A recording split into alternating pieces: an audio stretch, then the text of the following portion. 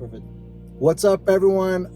This is Nick with the Nick and Jimmy Show. I have Roshan in the back, the producer of the Nick and Jimmy Show, and we're here right now live with the one and only, the Queen of Montreal, baby, Kim Bruneau. Hello, everyone. What's if you could tell us a little bit again, who you are, what do you do exactly, for a living? You do like I see real estate, you do charity, You're all over the place, and you're so known in Montreal. We were talking about this earlier. I may be ADHD. I don't know. I just have a lot of energy. I'm mostly into real estate. I sell new construction project towers. So I'll do anything from selling, buying the land, inquiring, doing comparables, plans, anything with the clients, the design choices, delivery, etc. I have my partner Isabelle Boivin, so we do projects together. We're currently looking at other projects a little bit further than Montreal too, because I think there's a big market outside of that. On the sideline, I invest in real estate as well, so I have rental properties. Canada or US as well? Canada only. I mean, I try to stick around because the first properties I bought were just an hour and a half away from my house, and I hated having to drive to deal with my tenants. So now I try to buy and rent close by, whether it's commercial or residential. And on the sideline, I still model, but now I'm like the older category of models. I paint, but I don't have much time to paint anymore because I do so much charity work. So I'm involved. I have my own charity foundation for animals, but I also an ambassador for a children's hospital department, as well as a youth. It's not a youth center, basically. It's a place that takes kids 15 to 25, and it's basically to teach them to fight homelessness, delinquency, prostitution, all that stuff. So, so I do that, and I try to do like one big charity renovation per year. I just try to get involved in a lot of things. I think that I had a very difficult childhood, and I was lucky enough to have people who believed in me and supported me. I know the power of support and help from others, not just money, but also giving time and showing them that there's hope. So I want to give that back as much as possible. And you're doing some great things, and we see you almost at every event we go to. You're always there supporting the local community. Yeah. So you're doing some great things. And also another thing that we noticed is that you don't drink any alcohol. Yeah. Whatsoever. No. That's been over here as well, right? That's been 2.5 years. Good for you. Amazing. And I've been speaking to a lot of people, and I noticed that a lot of people who are doing really well in life and that are 10xing themselves, they all have one thing in common. They really barely drink any alcohol. Yeah. I think it's I think we don't realize, and I used to drink a lot for fun, for social reasons, and I had a great time doing it, but you don't realize how much it affects your body on the long term. It depresses you. It depresses you. You eat, you don't sleep well, you don't eat well, and I think the balance to success in life is balance. And it's not just hard work. You need to eat well, you need to exercise, you need to sleep, you need to take time for yourself. And I think that alcohol really comes and breaks all of it. So I've seen zero negative point doing it. And like you said, I hang out with more, I think, successful people that are with the same mindset as me. And I would say that about 90% don't drink or barely drink. And I think that it's a new trend. And you know what it is? If you took crack, cocaine or meth or whatever, and then within, I don't know how it works, but let's say within 2 months your skin is ravaged and you have holes in your face and you're losing your teeth, you would stop using meth. Alcohol is a poison at the end of the day, and it has long-term effect on your body, from cancer and liver and this and that, but we don't see it. If we saw right away what it does to our body on the long term, we would obviously never do it. We would never take it. Yeah, same for cigarettes. Exactly. But what about people that say, having one glass of wine a day, apparently it's good for you. But somebody told me that Christopher, he said that you could replace that with 6 walnuts. 6 walnuts will give you the same effect. I didn't know. Something of that sort. So I didn't know. Well, like for sure there are other options than taking a glass of wine. But if you want to take a glass of wine, I don't mind it. And when people come over at my place, I still have a wine cellar that's full, and I encourage them to have drinks. And I do events with alcohol and sommeliers and things like that. I don't mind that other people do it. Obviously it's their choice, so I respect that. But I find also that when I have people over at my place, it's funny. It's like a domino effect. People used to come to my house to party, And now when they come, they're always holding back on their drinks. And I'm like, you can drink, don't worry. And they're all like, oh no, I don't want to drink, you're not drinking. But I'm like, no, I really don't mind it. But I think it makes them happy though. I think that they're happier not drinking and going to bed earlier and, you know, not having regrets the next day either.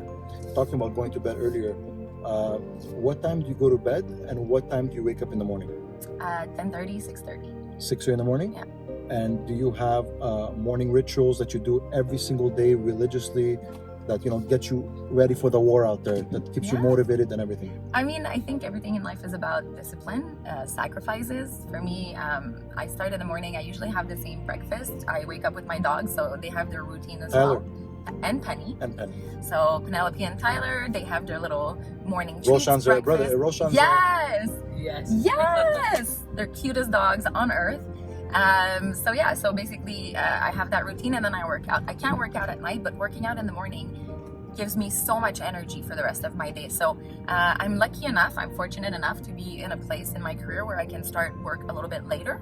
So in the morning is when I do all my things, when I have the most energy. I get to work, I only do short hours, it's more effective. I find then the whole 9-hour day for me, if I have a 9-hour day at the office, I will most likely be on social media, talking to coworkers and this and that. As I find that if I do a shorter day, more compact, I come in and I have so many things to do in those hours that I get it done.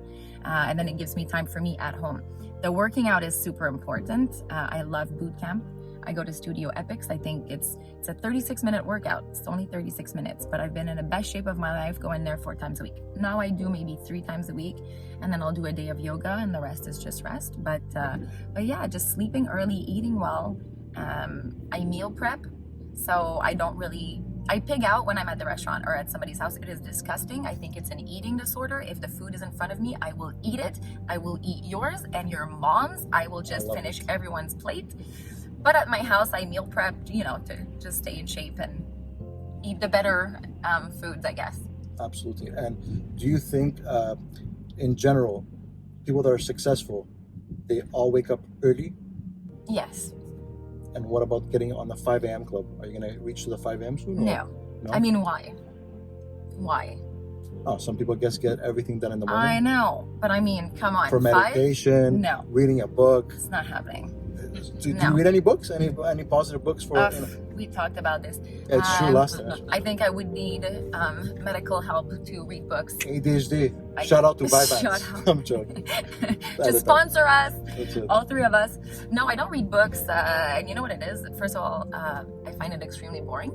I'm somebody whose mind is always running at a million things at the same time. Like I have my multiple charities, my multiple businesses, I have so many things running at the same time that I don't really have time to just relax and have time off. And when I do, I don't really want to concentrate. Also, those positive books, I think we've all heard the podcasts, the interviews, the YouTube, this and that. It kind of is always the same, but I don't find that it necessarily applies to me. And what applies to me, I mean, I'm a person who learns from experience.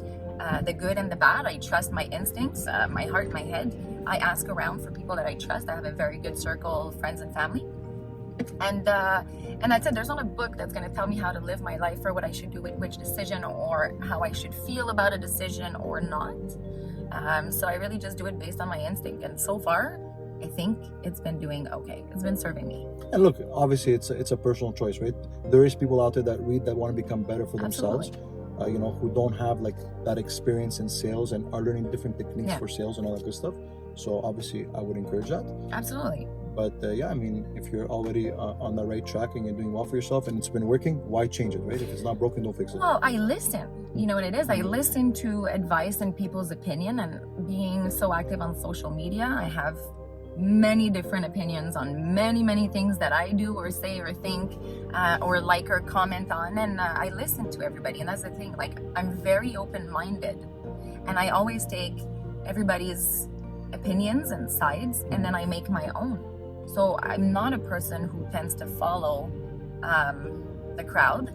I don't mind going against the crowd, and I think that's what makes a good leader as well. You'll never be a good leader if you're just going with the mass. You have to trust your instincts. So I think that's important.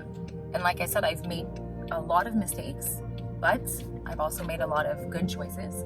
So, and whatever, for me, it's not failure. It's like Tanya Rickard would say, you're failing forward, you're learning every time. So I don't mind doing mistakes.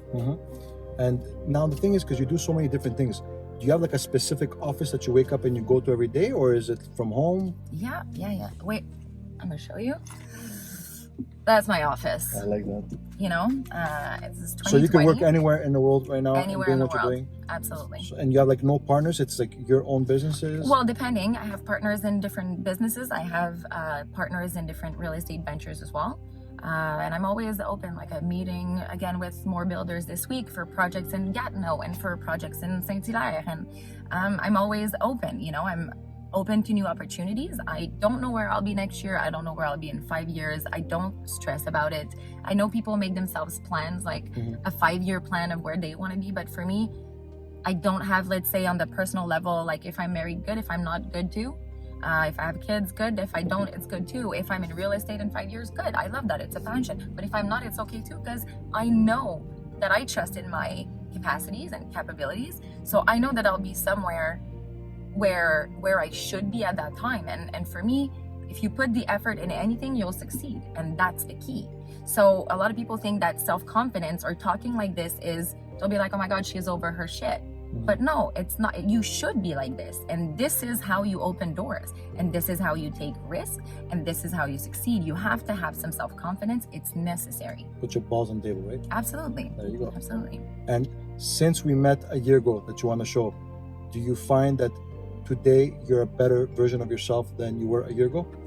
I would love to think so. I think so, to be honest. And I think that it's funny because I feel like the older I'm getting, maybe my goals or my priorities are changing.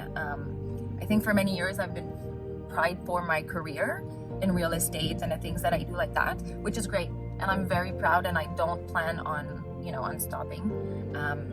But I think that maybe my vision has changed a little bit, where now I want to give back as much as possible. So everybody, all the women that write to me on Instagram and they just want to talk or have advice on their careers, or they want to study real estate, I meet with all of them. And I'm more in a guidance role where I want other people to succeed. And what's the point of having made it so far if it's only to keep for myself? Like, I want to share that. And I'm in a good place in my career where I can live comfortably. So I want to give back as much as possible, but not with just money, but with time and getting involved in helping others. There is literally nothing in the world that makes me happier than seeing someone smile. Like, nothing beats that feeling. So you can buy a new bag and you can go on vacation, but at the end of the day, for me, it's really, if I made someone's day better, this is the biggest reward, And let's say today somebody's having a very shitty day, like everything's going on for them today, let's say. Yeah. What little nugget or little tip you can give them just for the day to get through the day? Write to me and I'll tell you about some bad things. Man, you know what? I usually just try to encourage people, and I'll be funny about it. And everything happens for a reason, and everything will pass. If you told me when I was 15 that I would be here today, I never would have thought. I've lived traumatic experiences in my life that when I lived them, I thought this was the end of the world.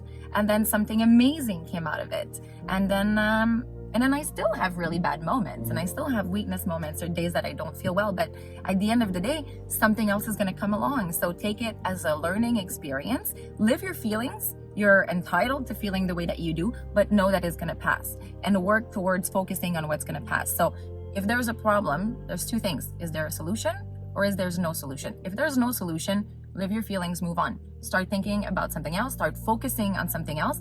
Focus on something that makes you happy. If there's a solution, what is the solution? Apply it. It's funny because a lot of people know that there's a solution, but they'll just complain instead of applying They want to go the easy route. And if you don't know what the solution is, but you know that there is one, or you think that there could be one, ask for help. Ask, what is the solution? Do you have a solution for this problem? So most of the problems that I have in my life, I will approach them with a solution right away. And sometimes it's a solution that I can't apply myself, or I can't apply alone, and I'll ask for help.